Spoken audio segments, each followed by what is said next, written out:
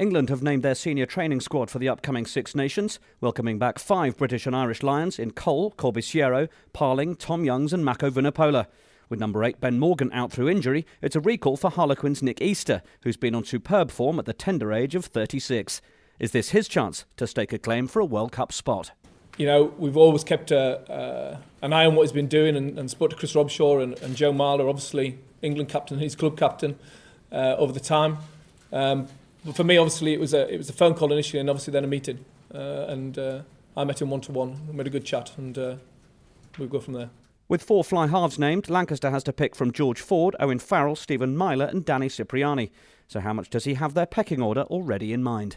Well, obviously, there's a pecking order that's in existence, if you like, from the autumn series. Our last game was against Australia. We played pretty well. George played really well that game, and I think he's continued that. Obviously, Owen has come back and played well for his club.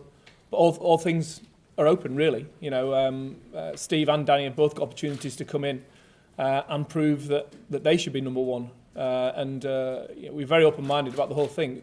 The reality of the situation, the same is true of scrum halves. If you took Ben Youngs, Lee Dixon, Richard Wigglesworth, Danny Kerr, you know, there's 4 scrum halves there who we'd probably all trust to start the test.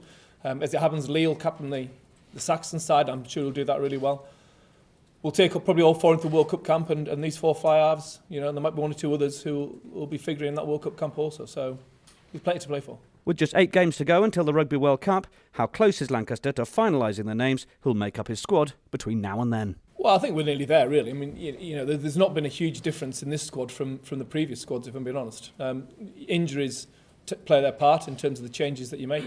But, you know, when I went through the actual EPS situation and had to change it, there are actually very few changes in the seniors in the Saxon squad. You know, a lot of familiar faces. We have had a disappointing, unfortunate time with injuries in the autumn.